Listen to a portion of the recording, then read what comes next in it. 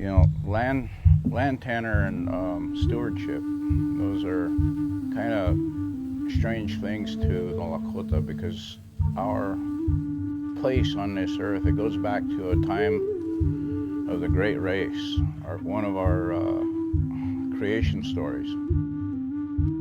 At one time, there was a carnivorous bison, and that carnivorous bison wanted to take over and run things because he didn't believe a man could do what's necessary for all life. So he challenged man to a race. A lot of the other animals had dealt with man, and they liked him. So they knew that man in his naked form, he didn't have claws, he didn't have fur, he only had 2 legs versus 4, so he couldn't win this race. So the other animals said they would run the race for him. So the bison agreed. So they lined up in the racetrack in the Black Hills, and they ran this race. And they started out, the bison with his deep lungs and his long legs, he was able to outdistance all the animals. So he gets close to the finish line, and from his mane jumps the magpie. He flies forward and across the finish line and wins for man.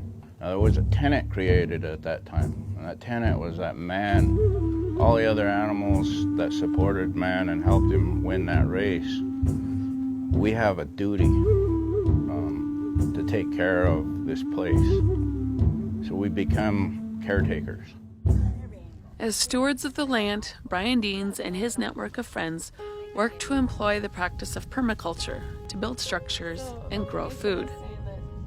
Working with instead of against nature is key. Conserve water, build soil, nurture wildlife. Through mindful practice, a bountiful harvest can provide food for the community. So if somebody were already gardening, or sometimes it seems small steps are manageable, what's one thing like they could start with? Yeah, there's number one, figure out how to capture more of your organic waste. So you're building your soil. Building soil is the key to permaculture. You have a live soil, it actually helps prevent disease. The plant has all of the micronutrients it needs in a live soil. The pests will stay away from it. Studies prove this, that a sick or weak plant will put out a scent that attracts the pests. And also mix it up. Don't always plant the same row of tomatoes in the same place. A lot of people know that. They know it helps prevent disease. Nature doesn't plant the same annual in the same place every year for a reason. The last thing would be to consider perennials, because again, you're establishing a more permanent system, a more stable system that's going to take less work, is going to produce copiously. Yeah, okay, so this hasn't been watered at all, but if you get down just a couple inches, you can see how wet the mulch is. You get down about 2 inches, so though it looks dry up on top, you can see where the wicking is going into the beds. Deans is purposeful in his work, making use of material that has been cast aside.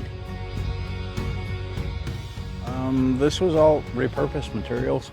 Phone company was out to my place, and they had some leftover materials on their spools. They were going to haul them to the dump, and I told them I wanted to keep them. And then we cut bows out of them. That's the orange pipe here. Just some framing lumber. A lot of it was left over from job sites and things. Even the cover was salvage. It's 8 or 9 years old, came off of an old high tunnel that got torn in the wind, and we just cut it down and made a smaller one. We're running out of space. I mean, the population's exploding, our garbage is exploding with it. Just the efficiency. Whenever we have an opportunity to build something on salvage, we do. Connections are forged at events like the Indigenous Wisdom Convergence on Pine Ridge. Participants gather to help complete projects and learn agricultural practices. And That's one thing that permaculture really believes in. We try to make connections in the system, and then you get more power from that. You get more yield, create more abundance. So we're all learning from each other. When I look around here, I see all the nations that are represented. In Navajo, we talk about Hojon a lot. Hojon is a state of balance, and I believe we need to get back to that, especially with our food systems.